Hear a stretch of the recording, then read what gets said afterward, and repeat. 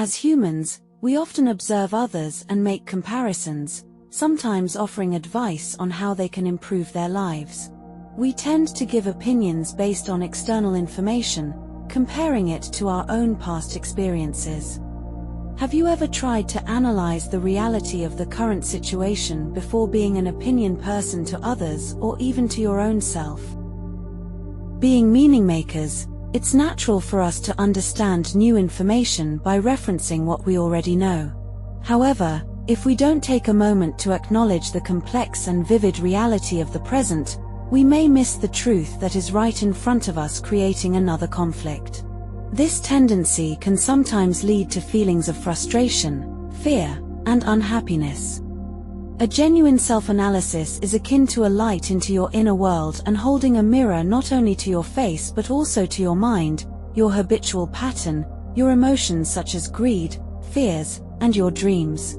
It involves an honest, deep, and sometimes uncomfortable exploration of who you truly are beneath the surface roles you play in your daily life. Before offering any judgment to a given situation, it is crucial to approach with careful analysis and genuine compassion. Our goal should be to make the living being feel truly seen and supported, ensuring that the guidance we provide aligns with well-being. It is equally important to respect the knowledge and perspectives, which are shaped by their personal experiences and current emotional states of the spirit. Human behavior doesn't emerge in a vacuum. It's often driven by a blend of three core energy elements: physical body, mind, and inner forces or spiritual energy. When we tune into our basic needs, it's helpful to gently ask, is this response rooted in a bodily need, like rest or nourishment? Is emotion leading the way, such as liking, grief, fear, frustration, etc.? Or are we grappling with conflicting thoughts, previous experience of knowledge or beliefs?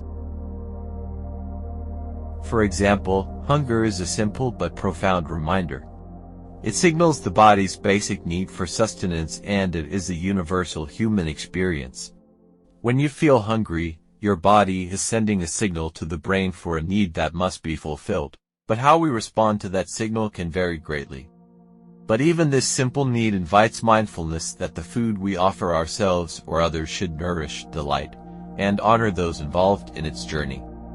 When you feel hungry, it indicates a bodily requirement that needs to be satisfied for survival. There are various approaches one might take to fulfill this need based on each person's experience of knowledge.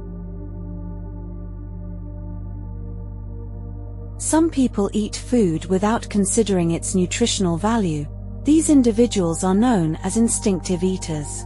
They consume whatever is available without planning or thought, using it merely as a quick fix for their hunger pangs. Some individuals, known as pleasure seekers, choose foods solely for enjoyment. They indulge in foods they love, prioritizing taste and pleasure over nutrition. Some eat out of greed, ignoring their body's needs. This is known as the greedy eater. Driven by excess or emotions, they consume more than necessary, often without achieving satisfaction. Another group chooses foods that fulfill their body's needs, emphasizing carbohydrates, proteins, vitamins, and other essential nutrients. The conscious mind selects food based on bodily requirements, such as carbohydrates, proteins, and vitamins. It's about eating with awareness. Lastly, minority of individuals prioritize foods that provide the energy needed to replenish and balance their energy levels of the body, referred to as the energy aligner. They consume these foods to restore balance by fueling their bodies with exactly what they are missing. Each person's approach to satisfying hunger can differ significantly based on their knowledge, priorities, understanding of nutritional needs, and the enjoyment of a healthy meal to fuel their body for a balanced life. When we consider psychological and emotional needs, we understand that thoughtful care, like food, should not be forced or consumed mindlessly. It should be offered with presence and received with trust.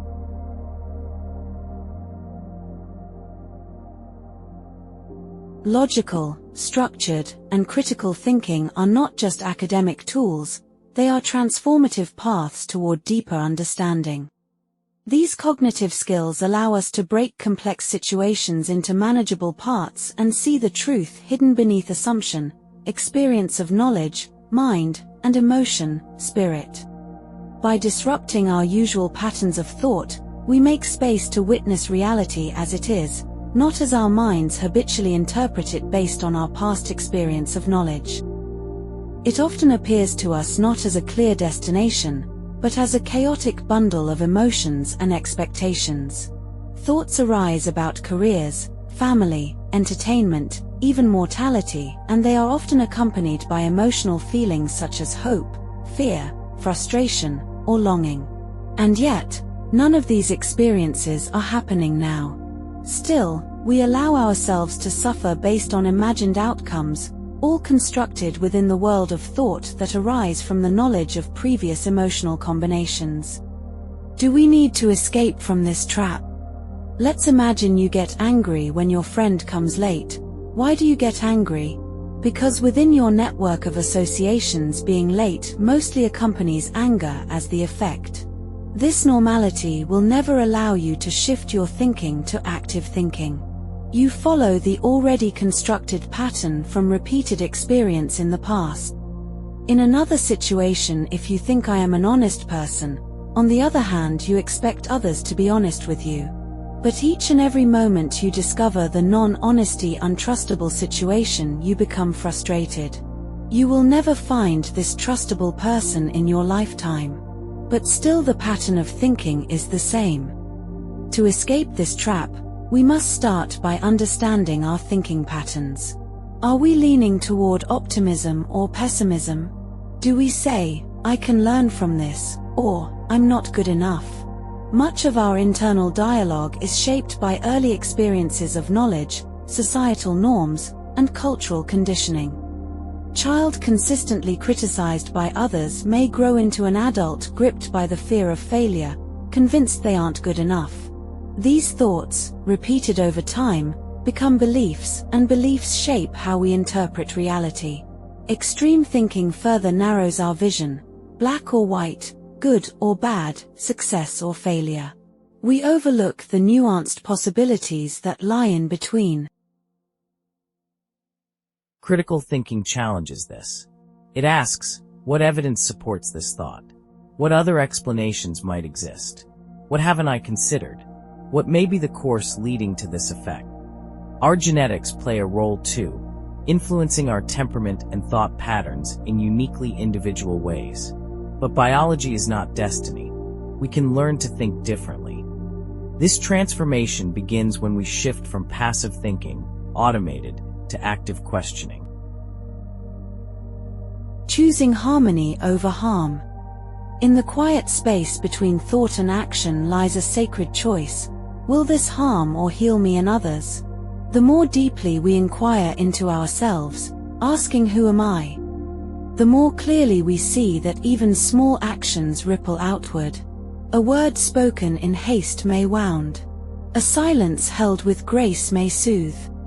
Ethical living begins here, in the stillness of reflection, where awareness meets kindness and love. When we act from that space, our choices naturally lean toward harmony. We stop trying to impose answers and start becoming instruments of insight. It's not about rejecting emotion, it's about becoming aware of how emotion and thought interact, combine, and process. Difficult moments in everyday life offer fertile ground for this kind of reflection. Ask yourself, is the world truly conflicting with me, or is my thinking in conflict with how the world unfolds? This question can spark a profound shift. As you begin to embrace a more analytical and critical way of thinking, you will notice a transformation. Reactive emotions will be replaced by measured responses, mental clutter will diminish, and clarity will emerge. This shift or process may not lead to a perfect life, in the physical dream, as you might have hoped, but it will make your relationship with life more authentic and meaningful. In this space, analysis becomes more than just a method, it becomes a path to wisdom. A path lined not with prejudgment, but with understanding the reality of the current situation and compassion.